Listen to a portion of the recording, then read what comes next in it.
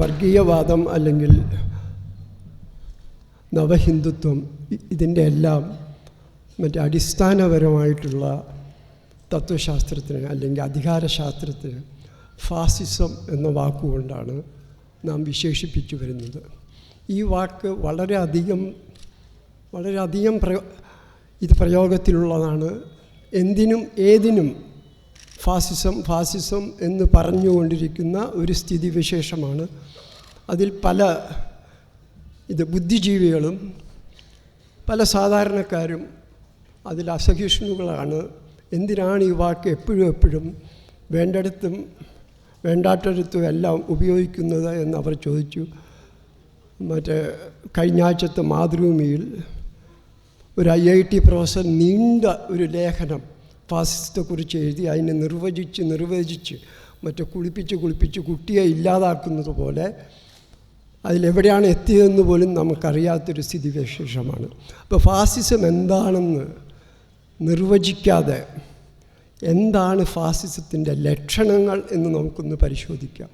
ഈ കാര്യത്തെക്കുറിച്ച് ഒരു വളരെ പ്രസിദ്ധനായിട്ടുള്ള ലോറൻസ് ബ്രിറ്റ് എന്ന് പറയുന്ന ഒരു ബിസിനസ്സുകാരൻ ഫാസിസത്തിന് 14 ലക്ഷണങ്ങളുണ്ട് എന്നാണ് കണ്ടെത്തിയിരിക്കുന്നത്. ഈ 14 ലക്ഷണങ്ങൾ വളരെ പെട്ടെന്ന് നമ്മൾ ഓടിച്ചു നോക്കിയാൽ അതും ഇന്നത്തെ ഇന്ത്യൻ അവസ്ഥയിൽ എത്രത്തോളം ഈ ഫാസിസം സാധൂകരിക്കപ്പെടുന്നു അല്ലെങ്കിൽ എത്രത്തോളം ബാധകമാണ് എന്ന് നമുക്കറിയാം. ഈ 14 ലക്ഷങ്ങൾ കണ്ടെത്തിയ വ്യക്തി പ്രധാനമായിട്ടും 3 ഇടങ്ങളിലെ ഫാസിസമാണ് പഠിച്ചത്. ജർമ്മനിയിൽ ഹിറ്റ്ലറുടെ, ഇറ്റലിയിൽ മുസോളിനിയുടെ, സ്പെയിനിൽ ഫ്രാങ്കോയുടെ, അതിനുശേഷം വർഷങ്ങൾക്ക് ശേഷം ഇന്തോനേഷ്യയിൽ സുഹാർത്തയുടെ. ഇതെല്ലാം പഠിച്ചിട്ട് ഇതിനെ ക്രോഡീകരിക്കാവുന്ന രീതിയിൽ 14 ലക്ഷണങ്ങളുണ്ട് എന്നാണ് ഇദ്ദേഹം കണ്ടെത്തിയത്. ഇതിൽ ആദ്യത്തെ ലക്ഷണം അതിശക്തമായ ദേശീയത. മുദ്രാവാക്യങ്ങൾ, പാട്ടുകൾ, പതാകകൾ എല്ലാ സ്ഥലത്തും പാറിക്കൊണ്ടിരിക്കും. ഇതെല്ലാം അതിശക്തമായ ദേശീയതയാണ്. ഈ ദേശീയത തന്നെ അത് ഭൂരിപക്ഷ വർഗത്തിൻ്റെ ദേശീയതയാണ്. അത് ദേശീയതയും വർഗീയതയും തമ്മിലുള്ള ഭിന്നിപ്പിക്കുന്ന, അതിൻ്റെ വിഭജിച്ചു നിർത്തുന്ന അതിർത്തി രേഖകൾ മാഞ്ഞുപോയ ദേശീയതയാണ് ഫാസിസത്തിൻ്റെ ആദ്യത്തെ ലക്ഷണം.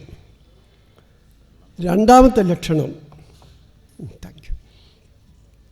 മാനവാധികാരങ്ങളോടുള്ള അവഗണന അല്ലെങ്കിൽ അതിനോടുള്ള പുച്ഛം. ദേശീയ സുരക്ഷ എന്ന ഒറ്റ മുദ്രാവാക്യത്തിന് മുമ്പിൽ, ഒറ്റ ലക്ഷ്യത്തിൻ്റെ മുമ്പിൽ ഏത് മാനവാധികാരവും, ഏത് രീതിയിലുള്ള മനുഷ്യൻ്റെ ഏറ്റവും ചെറിയ അധികാരവും ഹനിക്കാം എന്നുള്ളതാണ് ഫാസിസത്തിൻ്റെ ലക്ഷണം. ഇത് നമ്മൾ ഒരിക്കൽ അനുഭവിച്ചാണ്. അടിയന്തരാവസ്ഥ കാലത്ത് ജീവിക്കാനുള്ള അവകാശം, ഇന്ത്യയുടെ ഭരണഘടന തന്നിട്ടുള്ള ജീവിക്കാനുള്ള അവകാശം, റൈറ്റ് ടു ലൈഫ് പോലും എടുത്തു കളഞ്ഞു. അങ്ങനെ ദേശീയ സുരക്ഷയെ മുൻനിർത്തിക്കൊണ്ട് മാനവാധികാരങ്ങളെ ഹനിക്കുക എന്നുള്ളതാണ് ഫാസിസത്തിൻ്റെ രണ്ടാമത്തെ ലക്ഷണം. മൂന്നാമത്തെ ശത്രുവിനെ നിർവചിക്കുക. ആരാണ് ശത്രു? ഈ ശത്രു എന്ന് പറയുന്നത് അപരനായിരിക്കും, അവൻ ന്യൂനപക്ഷമായിരിക്കും, അവൻ ഭൂരിപക്ഷത്തിൻ്റെ കൂടെ നിൽക്കാത്ത ഒരാളായിരിക്കും. ഇതെല്ലാം നമ്മൾ ഇന്ത്യയിൽ ഇന്ന് വളരെ വിശദമായിട്ടുള്ള ഒരു മുൻ പ്രസംഗം നടന്നുകൊണ്ട് ഇതിനുള്ള ഉദാഹരണങ്ങൾ ഞാൻ ആവർത്തിക്കുന്നില്ല. പക്ഷേ ഈ ലക്ഷണങ്ങൾ പറയുന്നതോടൊപ്പം തന്നെ നമുക്കിതിനെക്കുറിച്ച് ഈ വർത്തമാനകാല സ്ഥിതിയിൽ എന്താണ് ഇന്ത്യൻ അവസ്ഥ എന്നതിനെക്കുറിച്ച് ചിന്തിക്കാവുന്നതാണ്. അപ്പോൾ ഗോത്രപരമായ ന്യൂനപക്ഷങ്ങൾ, ഉദാഹരണത്തിന് ഒറീസയിലും മറ്റുള്ള ഗോത്രങ്ങൾ, അവർ ശത്രുക്കളാണ്. കാരണം അവർ വികസനത്തിനെതിരായിട്ട് നിൽക്കുന്നവരാണ്. വലിയ കോർപ്പറേറ്റ് താല്പര്യങ്ങൾ, മൈനിങ് കമ്പനികൾ തുടങ്ങുമ്പോൾ അത് ബാധിക്കുകയും അതിനെതിരായിട്ട് പോരാടുകയും ചെയ്യുന്ന ഗോത്രങ്ങളാണ്. പിന്നെ വർഗീയമായ ന്യൂനപക്ഷങ്ങൾ, അവരെ മുൻനിർത്തിക്കൊണ്ടാണ് ശത്രുവിനെ നിയന്ത്രിക്കുന്നത്. അവർക്കെതിരായിട്ടാണ് രാജ്യത്തെ മുഴുവൻ യോജിപ്പിക്കുന്നത്. പിന്നെ ഉദാരവാദികൾ, കാരണം അവർ പലപ്പോഴും വർഗീയതയ്ക്ക് അപ്പുറത്തായിട്ട് കാര്യങ്ങൾ കാണുന്നുകൊണ്ട് ഉദാരവാദികൾ, ലിബറലുകളും ഇവർക്കെതിരാണ്. ഒടുവിൽ കമ്മ്യൂണിസ്റ്റുകാർ ജർമ്മനിയുടെ അല്ലെങ്കിൽ സ്പെയിനിൻ്റെയും ഇറ്റലിയുടെയും കാര്യത്തിൽ കമ്മ്യൂണിസ്റ്റുകാർ തന്നെയായിരുന്നു അവിടുത്തെ മതന്യൂനപക്ഷങ്ങൾക്കൊപ്പം മുഖ്യ ശത്രുക്കൾ. ഇങ്ങനെ ശത്രുവിനെ നിർവചിക്കുക എന്നുള്ളതാണ് ഫാസിസത്തിൻ്റെ മൂന്നാമത്തെ ലക്ഷണം. ഇതിൻ്റെ നാലാമത്തെ ലക്ഷണം ഇത് പുരുഷ കേന്ദ്രിതമായിരിക്കും. എല്ലാ കാര്യങ്ങളും ഇതിൽ സ്ത്രീക്ക് വലിയ സ്ഥാനം ഉണ്ടാകുകയില്ല. അതിന് നമുക്കിവിടെ ഉദാഹരണമുണ്ട്. സ്ത്രീകൾ എന്ത് ധരിക്കണം, എത്ര കുട്ടികൾ ഉണ്ടാകണം. ഒരു ഹിന്ദു സ്ത്രീക്ക് 5 കുട്ടികൾ വരെ ഉണ്ടാകണമെന്നാണ് ഇവർ നിർവചിക്കുന്നത്. അപ്പോൾ തികച്ചും സ്ത്രീകളുടെ സ്വാതന്ത്ര്യത്തെ അവഗണിച്ചുകൊണ്ട് ഒരു പുരുഷ കേന്ദ്രിതമായ സമൂഹമാണ് ഫാസിസ്റ്റ് സമൂഹം. പിന്നെ ഈ വാർത്താവിനിമയ മാധ്യമങ്ങളെ പരിപൂർണമായിട്ട് നിയന്ത്രിക്കുക, അത് ഇന്ത്യയിൽ തുടങ്ങിക്കഴിഞ്ഞു. അടുത്ത TV ചാനലുകൾക്ക് ഇൻഫർമേഷൻ ആൻഡ് ബ്രോഡ്കാസ്റ്റിംഗ് മിനിസ്ട്രി അടുത്ത കാലത്ത് നൽകിയ നിർദ്ദേശങ്ങളനുസരിച്ച് അവ മിക്കവാറും അതിൻ്റെ അകത്തുള്ള ഏതെങ്കിലും രീതിയിലുള്ള സ്വതന്ത്രപരമായിട്ടുള്ള അഭിപ്രായ പ്രകടനങ്ങൾ ദിനം പ്രതി കുറഞ്ഞു വരികയാണ്. പിന്നെ ഏത് സമയത്തും ഉയർത്തുന്ന ദേശീയ സുരക്ഷയെക്കുറിച്ചുള്ള വെറി. ഏഴാമത്തെ, ഇതിനെക്കുറിച്ച് വിശദമായിട്ട് മുൻ പ്രസംഗത്തിൽ ചർച്ച ചെയ്യപ്പെടും, മതവും രാഷ്ട്രീയവുമായിട്ടുള്ള അഭിന്നത. മതവും രാഷ്ട്രീയവും തമ്മിൽ കൂടിക്കലരുക. അതിൻ്റെ ഏറ്റവും വലിയ ഉദാഹരണം ഈ സർക്കാരിൻ്റെ 15ാമത്തെ മാസം ആഘോഷിച്ചപ്പോൾ ഓരോരോ മന്ത്രിമാരെയും വിളിച്ച് RSSൻ്റെ നേതൃത്വം മോഹൻ ഭഗവത് അവരെത്രത്തോളം ഈ മതപരമായ അജണ്ട മുന്നോട്ട് കൊണ്ടുപോയി എന്ന കാര്യത്തെക്കുറിച്ച് സമീക്ഷ ചെയ്യുകയുണ്ടായി. ഇതിൻ്റെ അടിസ്ഥാനപരമായിട്ടുള്ള സാമ്പത്തിക ലക്ഷണം, ഇത് 8ാമത്തെ ലക്ഷണമായിട്ടാണ് പറഞ്ഞത്. ഈ കോർപ്പറേറ്റ് ശക്തികൾ ഭരണത്തിൻ്റെ മുകളിൽ പിടിമുറുക്കും. വ്യവസായികളും മുതലാളികളും ഈ ഭരണത്തെ പരിപൂർണമായിട്ട് നിയന്ത്രിക്കുന്നു. ഇപ്പോൾ എവിടെ പോയാലും പല വിദേശ സന്ദർശനങ്ങളിലും പ്രധാനമന്ത്രിയുടെ കൂടെ ഉണ്ടാകുന്ന ഒരു വ്യക്തിയാണ് ഗുജറാത്തിലെ വളരെ പ്രമുഖനായ വ്യവസായിയായ ശ്രീ അഡാനി. ഇങ്ങനെ വ്യവസായികൾ നിയന്ത്രിക്കുന്ന ഒരു വ്യവസ്ഥിതിയും ഒരു സർക്കാരുമാണ് ഫാസിസത്തിൻ്റെ അവർ കാഴ്ചവെക്കുന്നത്. അടുത്ത 9ാമത്തെ ലക്ഷണം, അവർ തൊഴിലാളി ശക്തിയെ അടിച്ചമർത്തുന്നു എന്നുള്ളതാണ്. ഇത് നമ്മുടെ നാട്ടിൽ നടന്നുകൊണ്ടിരിക്കുന്നുണ്ട്. ഈ വ്യവസായികളെല്ലാം ആഗ്രഹിക്കുന്ന ഒരു കാര്യം, തൊഴിൽ നിയമങ്ങൾ BJP സർക്കാർ രാജസ്ഥാനിൽ ചെയ്ത പോലെ കൂടുതൽ ഉദാരീകരിക്കുക, അവർക്ക് തൊഴിലാളികളെ നിയമിക്കാനും തോന്നുമ്പോൾ പറഞ്ഞു വിടാനും ഉള്ള ശക്തി നൽകുക. പിന്നെ ഒരു ലക്ഷണം പറയുന്നത് ബുദ്ധിജീവികളോടും കലയോടുമുള്ള വെറുപ്പാണ്. ഇവർക്ക് ബുദ്ധിജീവികളെ ഇവർക്ക് കണ്ണെടുത്താൽ കണ്ടുകൂടെ. കാരണം ചിന്തിക്കുന്നവർ ഇവർക്ക് അത്ര, ഈ ഫാസിസ്റ്റുകൾക്ക് അത്ര രുചിക്കുന്ന കാര്യമല്ല. ഇതിന് വളരെയധികം ഉദാഹരണങ്ങളുണ്ട്. ഈ വലിയ പ്രബുദ്ധമായ സ്ഥാപനങ്ങൾ, ICHR, ചരിത്ര കൗൺസിൽ തുടങ്ങിയ സ്ഥാപനങ്ങളിൽ വളരെ പ്രസിദ്ധമായ റോമില താപ്പറിന് പകരം കൊണ്ടുവരുന്നത് ഇത് മഹാഭാരതവും രാമായണം തുടങ്ങിയ പുരാണ കൃതികളിൽ എല്ലാം ചരിത്രപരമായ സത്യമാണെന്ന് വരുന്ന സുദർശൻ റാവുവിനെ പോലത്തെ ആളുകളാണ്. പിന്നെ ഇത് ഉന്നത വിദ്യാഭ്യാസത്തെ തകർക്കുക. ഈ തകർക്കൽ വളരെ ആദ്യം മുതൽക്കുള്ള ഒരു ലക്ഷ്യമായിരുന്നു. കാരണം ഈ മറ്റേ സ്മൃതി ഇറാനി എന്ന് പറഞ്ഞ ഒരു എഡ്യൂക്കേഷൻ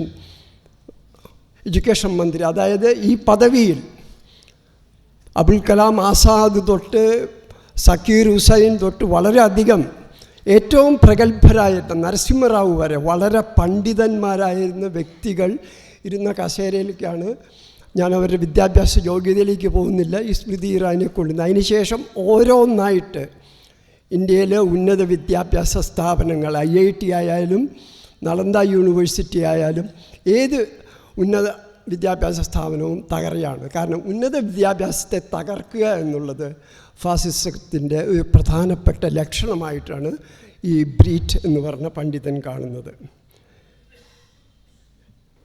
പിന്നെ ശിക്ഷാ നടപടിക്കുള്ള ത്വര. ഇവർക്ക് കുറ്റവും ശിക്ഷയും വളരെയധികം ഇഷ്ടപ്പെട്ടാണ്. പെട്ടെന്ന് ശിക്ഷിക്കുക. വളരെ അടുത്ത കാലത്ത് കണ്ട ഒരു ഉദാഹരണം ഈ യാക്കൂബ് മെമൻ്റെ വധശിക്ഷയാണ്. വളരെ പ്രസിദ്ധരായ നിയമജ്ഞർ പറയുന്നത് ഒരു വധശിക്ഷയ്ക്ക് വേണ്ട എല്ലാ നിയമ നടപടികളും പൂർത്തിയാക്കാതെ ദയാഹർജി തള്ളിക്കളഞ്ഞാൽ 15 ദിവസം വേണമെന്നാണ് സുപ്രീം കോടതിൻ്റെ തന്നെ വിധി. അതിനെ ഒന്നും തൃണവൽക്കരിച്ചുകൊണ്ട് പെട്ടെന്ന് ശിക്ഷ നടപ്പിലാക്കുക എന്നുള്ളതും ഒരു ഫാസിസ്റ്റ് സർക്കാരിൻ്റെ, അതായത് നേരത്തെ പറഞ്ഞ പോലെ ഹിറ്റ്ലറുടെ ഭരണകൂടമായാലും മുസോളിനിയുടെ ആയാലും ഫ്രാങ്കോയിൻ്റെ ആയാലും പിന്നീട് വന്ന സുഹാർത്തോയുടെ ആയാലും ലക്ഷണങ്ങളിൽ ഒന്നായിരുന്നു. അടുത്തത് അഴിമതിയും ഈ ചങ്ങാത്ത ക്യാപിറ്റലിസവും മറ്റേ ക്രോണിസം എന്ന് പറയും. അതിനും വളരെയധികം ഉദാഹരണങ്ങളുണ്ട്. അദാനി തന്നെയാണ് ഒന്ന്. ഇനി 2 എണ്ണമേ അവശേഷിക്കുന്നുള്ളൂ. അത് ഇന്ത്യയിൽ പ്രകടമായിട്ടില്ല ഇന്നുവരെ. തെരഞ്ഞെടുപ്പിൽ കൃത്രിമം കാണിക്കുക, പട്ടാളത്തിൻ്റെ അധീശത്വം. ഈ 14 ലക്ഷണങ്ങളിൽ ഏതാണ്ട് 12 എണ്ണം പ്രകടമായിരിക്കുന്ന ഒരു സ്ഥിതിവിശേഷത്തിലാണ് ഈ സമ്മേളനം നടക്കുന്ന. ഇത്തരത്തിലുള്ള ഒരു കാൽവയ്പ് അതുകൊണ്ട് തന്നെ വളരെയധികം സ്വാഗതാർഹമാണ്. അപ്പോൾ ഈ കാലഘട്ടത്തെ ഫാസിസ്റ്റ് എന്ന് വിളിക്കാമോ, ഈ സർക്കാരിനെ ഫാസിസ്റ്റ് എന്ന് വിളിക്കാമോ എന്നുള്ള ചർച്ചകളെല്ലാം അപ്രസക്തമാണ്. ലക്ഷണയുക്തമായ ഏതാണ്ട് 1-2 ലക്ഷണങ്ങൾ ഒഴിച്ച് ബാക്കിയെല്ലാം പ്രകടമായിക്കൊണ്ടിരിക്കുന്ന ഒരു കാലഘട്ടത്തിലാണ് നാം ജീവിക്കുന്നത്. കലാസാംസ്കാരിക വേദികളിലാണ് ഇത് ആദ്യമായിട്ട് പ്രകടമായത്. ഇതിനു വേണ്ടി ആദ്യമായിട്ട് കുരുതി കൊടുക്കപ്പെട്ടത് ശ്രീ പിണറായി പറഞ്ഞ പോലെ പൻസാരെ. എന്തായിരുന്നു പൻസാരയുടെ കുറ്റം? അദ്ദേഹം ഒരു CPI സ്റ്റേറ്റ് സെക്രട്ടറി ആയിരുന്നു. പക്ഷെ അതിനുപരിയായിട്ട് ഈ മറാത്താവാദത്തിൻ്റെ കേന്ദ്രമായ ശിവാജി ഒരു മുസ്ലിം വിരുദ്ധനല്ല എന്ന് പറഞ്ഞു. കാരണം ശിവാജിയുടെ ദിവാൻ ഒരു മുസ്ലിമായിരുന്നു. അദ്ദേഹം ഒരു ഹിന്ദു ഹൃദയ സാമ്രാട്ടല്ല, ഒരു സാധാരണ ഭരണാധികാരിയാണ്. ഇത്രയാണ് പൻസാര ചെയ്ത കുറ്റം. ദബോൾക്കർ അദ്ദേഹം യുക്തിവാദിയായിരുന്നു, നിരീശ്വരവാദിയായിരുന്നു. പിന്നെ കൽബുർഗി വിഗ്രഹ തന്നെ എതിർത്തു. ഇവരാണ് ആദ്യമായിട്ട്. പിന്നെ മേൽപ്പറഞ്ഞ കാറ്റഗറിയിൽ പറഞ്ഞ പലതരത്തിലുള്ള രാഷ്ട്രീയ പ്രവർത്തകരും ദൈനംദിന ജീവിതത്തിൽ ഈ ശക്തികൾക്കെതിരായി എന്നവരോടൊപ്പം തന്നെ രക്തസാക്ഷികളായത്. ഇതുപോലെയുള്ള ഒരു സ്ഥിതിവിശേഷത്തിലാണ് നമ്മൾ ജീവിച്ചിരുന്നത്. വളരെ പ്രസിദ്ധമായിട്ടുള്ളൊരു കവിതയുണ്ട്. അവർ വന്നപ്പോൾ നാം ഒന്നും ചെയ്തില്ല, കാരണം അവർ സോഷ്യലിസ്റ്റുകളായിരുന്നു. അവർ വന്നപ്പോൾ നാം ഒന്നും ചെയ്തില്ല, കാരണം അവർ ജൂതന്മാരായിരുന്നു, നമ്മൾ ജൂതന്മാരല്ല. അവസാനം അവർ വന്നപ്പോൾ നമ്മളെ പിടിച്ചുകൊണ്ടായപ്പോൾ സംസാരിക്കാൻ ആരും ഉണ്ടായിരുന്നില്ല എന്നൊരു സ്ഥിതിവിശേഷമുണ്ടായിരുന്നു. അപ്പോൾ മലയാളികളായ നമ്മൾ എപ്പോഴും വിചാരിക്കുന്നത് കൽബുർഗി ആയാലും പൻസാരയായാലും ദബോൾക്കർ ആയാലും ഇതെല്ലാം കേരളത്തിന് പുറത്ത് അല്പം അപരിഷ്കൃതമായ സമൂഹങ്ങളിൽ സംഭവിക്കുന്ന ഒരു കാര്യമായിട്ടാണ് നമ്മൾ കാണുന്നത്. പക്ഷേ ഇവിടെയും ഇതെല്ലാം സംഭവിച്ചു തുടങ്ങി. അതിനൊരു പ്രധാനപ്പെട്ട ഉദാഹരണം ഈ കോഴിക്കോട് നടന്ന ഡോക്ടർ MM ബഷീറിനെ നിശബ്ദനാക്കിയ സംഭവമാണ്. അദ്ദേഹം എന്താണ് ചെയ്തത്? വാൽമീകിയുടെ രാമായണം വാൽമീകിയെ എഴുതിയ പോലെ, വാൽമീകി രാമൻ്റെ സമകാലികനായിരുന്നു. രാമായണത്തിൽ 2 വാൽമീകി പ്രത്യക്ഷപ്പെടുന്നുണ്ട്. രാമൻ്റെ കുട്ടികളെ നോക്കുന്ന വാൽമീകിയാണ്. അദ്ദേഹം രാമനെ ദൈവമായിട്ടിനേക്കാൾ കൂടുതലായിട്ട് മനുഷ്യനായി കൊണ്ടുപോയി. ഈ വാൽമീകിയുടെ രാമായണത്തെ പകർത്തി അതിനെ ആധാരമാക്കിയിട്ട് ആണ് ഡോക്ടർ MM ബഷീർ എഴുതിയത്. അതിനെതിരായിട്ടുള്ള പ്രതിഷേധ പ്രകടനങ്ങളിൽ അദ്ദേഹം നിശബ്ദനാക്കപ്പെട്ട്. കേരളത്തിലെ പൊതുസമൂഹമാകട്ടെ മാധ്യമങ്ങളാകട്ടെ ഇതിനെതിരായിട്ട് ശബ്ദിക്കാൻ തയ്യാറായില്ല. കാരണം നമ്മളിപ്പോഴും വിചാരിക്കുന്ന ഇതൊന്നും നമ്മളെ ബാധിക്കുന്ന കാര്യങ്ങളല്ല എന്നുള്ളതാണ്. ഈ മറ്റൊരു കാര്യം വളരെ ശരിയാണ്. നമ്മളൊരു വ്യത്യസ്തമായ സമൂഹമാണ് കേരളത്തിൽ. ഇന്ത്യയിൽ മറ്റ് പല ഭാഗങ്ങളുണ്ട്. ഞാൻ ബീഹാറിൽ വളരെയധികം കാലം ജോലിയെടുത്തിട്ടുള്ളതാണ്. അവിടെ കാണുന്ന പോലുള്ള അസമതയോ സാമൂഹ്യപരമായിട്ടുള്ള സ്പർദ്ധയോ ഇതൊന്നുമില്ലാത്ത ഒരു സമൂഹമാണ് നമ്മുടെ. ഇതിനൊരു പ്രധാനപ്പെട്ട കാര്യം ശ്രീ പിണറായി ചൂണ്ടിക്കാണിച്ച പോലെ നമ്മുടെ നവോത്ഥാന പ്രസ്ഥാനമാണ്. ഈ നവോത്ഥാന പ്രസ്ഥാനം എന്ന് പറഞ്ഞാൽ ഇത് 19-ാം നൂറ്റാണ്ടിലും 20-ാം നൂറ്റാണ്ടിൻ്റെ തുടക്കകാലത്തും കേരളത്തിൻ്റെ സമൂഹത്തെ മാറ്റിമറിച്ച ഒരു വലിയ പ്രസ്ഥാനമാണ്. ഇത് എല്ലാ ജാതികളെയും ബാധിച്ച വലിയൊരു പ്രസ്ഥാനമാണ്. ഇതിൻ്റെ അടിത്തറ ഈ ജന്മിത്തമായിരുന്നു. ആ ജന്മിത്തം ആദർശവൽക്കരിച്ച ബ്രാഹ്മണ്യത്തിനെതിരായിട്ടുള്ള വലിയൊരു പോരാട്ടമായിരുന്നു ഈ നവോത്ഥാന പ്രസ്ഥാനം. അത് നമ്പൂതിരിമാരുടെ ഇടയിൽ ഉണ്ടായിട്ടുണ്ട്.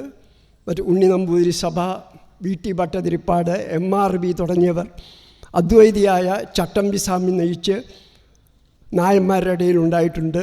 അതിനുശേഷം ശ്രീനാരായണ ഗുരു, അദ്ദേഹത്തെക്കുറിച്ച് നമുക്ക് കൂടുതൽ ചർച്ച ചെയ്യേണ്ടി വരും. ഇത് പുലയന്മാരുടെ ഇടയിൽ അയ്യങ്കാളി, KP വള്ളോൻ, ധീവരുടെ ഇടയിൽ പണ്ഡിറ്റ് കറുപ്പൻ, ഇങ്ങനെ വലിയ എല്ലാ ജാതികളിലും ജന്മിത്വത്തിനും അന്നത്തെ വ്യവസ്ഥയ്ക്കും എതിരായിട്ടുള്ള ഒരു മഹത്തായ കുതിച്ചുചാട്ടമായിരുന്നു ഈ നവോത്ഥാന പ്രസ്ഥാനം. ഇതാണ് കേരള സംസ്കാരത്തിൻ്റെ അടിത്തറ. ഈ നവോത്ഥാനം, നേരത്തെ സൂചിപ്പിച്ച പോലത്തെ ഈ നവോത്ഥാന പ്രസ്ഥാനം ഉഴുതുമറിച്ച മണ്ണിലെ ഒരു രാഷ്ട്രീയ അങ്കുരമാണ് പിന്നീട് വന്ന കമ്മ്യൂണിസ്റ്റ് പ്രസ്ഥാനങ്ങളും ഇവിടുത്തെ പുരോഗമന പ്രസ്ഥാനവും. ഇത് മറ്റ് സ്ഥലങ്ങളിൽ നടന്നിട്ടില്ല എന്നുള്ളതും സത്യമാണ്. ഈ മതനിരപേക്ഷ സംസ്കാരത്തിൻ്റെയും പുരോഗമന സംസ്കാരത്തിൻ്റെയും കേരളത്തിൻ്റെ അടിത്തറ എന്ന് പറയുന്നത് നവോത്ഥാന പ്രസ്ഥാനമാണ്. അത് ഹിന്ദുക്കളും ക്രിസ്ത്യാനികളും മുസ്ലിമുകളും ബുദ്ധിസ്റ്റുകളും നിരീശ്വരവാദികളും ഒരേപോലെ കണ്ട ശ്രീനാരായണ ഗുരു തന്നെയായിരുന്നു അതിൻ്റെ നേതൃത്വം നൽകിയിരുന്നത്, പ്രത്യേകിച്ച് താഴ്ന്ന ജാതിക്കാരുടെ ഇടയിൽ. ഈ നവോത്ഥാന പ്രസ്ഥാനത്തിനെ ആണ് വർഗീയവാദികൾ ലാക്കാക്കുന്നത്. നവോത്ഥാന പ്രസ്ഥാനത്തിൻ്റെ വേരുകൾ ഇറക്കിയാൽ കേരളത്തെ പിടിച്ചെടുക്കാം എന്നുള്ളതാണ് ഇവരുടെ ധാരണ. ഇതിൻ്റെ ആദ്യത്തെ ഉദാഹരണം 2014 വളരെ മഹത്തായ ഒരു കായൽ സമ്മേളനം എന്ന് പറഞ്ഞുകൊണ്ട് എറണാകുളത്ത് 20-ാം നൂറ്റാണ്ടിൻ്റെ തുടക്കത്തിൽ കായൽ സമ്മേളനം എന്ന് പറഞ്ഞുകൊണ്ടൊരു സമ്മേളനം നടന്നിട്ടുണ്ടായിരുന്നു. ഇതിൻ്റെ 100ാമത്തെ വർഷം 2014 ഈ കായൽ സമ്മേളനം എന്ന് പറഞ്ഞാൽ കൊച്ചിയിലെ പുലയന്മാർക്ക് കരയിൽ വച്ച് സമ്മേളനം നടത്താനുള്ള അവകാശമോ അനുമതിയോ അന്നത്തെ സർക്കാരോ ജന്മികളോ നൽകിയില്ല. അപ്പോൾ പണ്ഡിറ്റ് കറുപ്പൻ, KP വള്ളോൻ തുടങ്ങിയവർ എറണാകുളം കായലിൽ വള്ളങ്ങൾ കെട്ടിയിട്ട് അതിൻ്റെ മുകളിൽ കായൽ സമ്മേളനം നടത്തി. ഇത് കേരളത്തിൻ്റെ സാമൂഹിക ചരിത്രത്തിലെ ഒരു മഹത്തായ സംഭവം തന്നെയാണ്. ഈ കായൽ സമ്മേളനത്തിൻ്റെ 100ാമത്തെ വാർഷികത്തിൽ അത് ഉദ്ഘാടനം ചെയ്യാൻ പുലയ മഹാസഭ കൊണ്ടുവന്നത് അന്നത്തെ ഗുജറാത്തിലെ മുഖ്യമന്ത്രിയായ നരേന്ദ്രമോദിയായിരുന്നു. അത് നവോത്ഥാന പ്രസ്ഥാനത്തിൻ്റെ സന്തതികളായ പുലയ മഹാസഭയുടെ ഏറ്റവും വലിയ കേരളത്തിൻ്റെ സാമൂഹിക ചരിത്രത്തിലെ നാഴികക്കല്ലിനെ വീണ്ടും ഉദ്ധരിക്കാൻ വേണ്ടി അവർ കണ്ടെത്തിയത് കായൽ സമ്മേളനത്തിനായിരുന്നു. തൊട്ടടുത്ത തവണ വന്നത് ശ്രീനാരായണ ഗുരുവിൻ്റെ സ്ഥാപിച്ച ശിവഗിരിയിലേക്കാണ്. അപ്പോൾ ഈ നവോത്ഥാന പ്രസ്ഥാനവും അതിൻ്റെ സന്തതികളെയും ഉന്മൂലനം ചെയ്തുകൊണ്ടാണ് കേരളത്തിൽ പ്രവേശിക്കാൻ പറ്റുകയുള്ളൂ എന്നുള്ള ഒരു ധാരണ വർഗീയവാദികൾക്ക്, BJPക്ക് ഉള്ളതായിട്ട് നമുക്ക് ചരിത്രപരമായിട്ട് അപഗ്രഥനം പഠിക്കാൻ നമുക്ക് മനസ്സിലാക്കാൻ കഴിയും. ഇപ്പം ഇതിന് തന്നെയാണ് ഇപ്പം ഈ കേരള രാഷ്ട്രീയത്തിൽ എന്നും രണ്ട് കക്ഷികളെ ഉണ്ടായിരുന്നുള്ളൂ. ഒന്നുകിൽ UDF അല്ലെങ്കിൽ LDF. ഈ UDFനും LDFനും അപ്പുറത്ത് മൂന്നാമത്തെ കക്ഷിയുടെ അടുത്തേക്ക് SNDP പോകാനുള്ള കാരണവും അല്ലെങ്കിൽ SNDP വരുത്തുവാനുള്ള കാരണവും നവോത്ഥാന പ്രസ്ഥാനം കെട്ടിപ്പടുത്തിയ അതിൻ്റെ ഒരു സന്തതിയായ ഒരു സംഘടനയെ കൊണ്ടുവരികയാണെങ്കിൽ കേരള സംസ്കാരത്തെ തന്നെ നശിപ്പിക്കുവാൻ, അതിനെ പിടിച്ചെടുക്കാൻ സാധിക്കും എന്നുള്ള ഒരു തോന്നലാണ്. മറ്റേ ശ്രീനാരായണ ഗുരു അദ്ദേഹത്തിൻ്റെ സന്യാസി സംഘടന സ്ഥാപിച്ചപ്പോൾ അദ്ദേഹം സ്വീകരിച്ച വസ്ത്രം, അതിന് വസ്ത്രത്തിൻ്റെ നിറം മഞ്ഞയായിരുന്നു. കാരണം കാവി നിറം നമുക്ക് സ്വീകരിക്കാൻ പറ്റില്ല. അദ്ദേഹം എഴുതിയിട്ടുണ്ട്, അദ്ദേഹം CV കുഞ്ഞിരാമനോട് പറഞ്ഞിട്ടുണ്ട്, കാവി നിറം നമുക്ക് സ്വീകരിക്കാൻ പറ്റില്ല. കാരണം അത് ഉന്നത കുലജാതരായ ഹിന്ദു സന്യാസികളിലാണ്.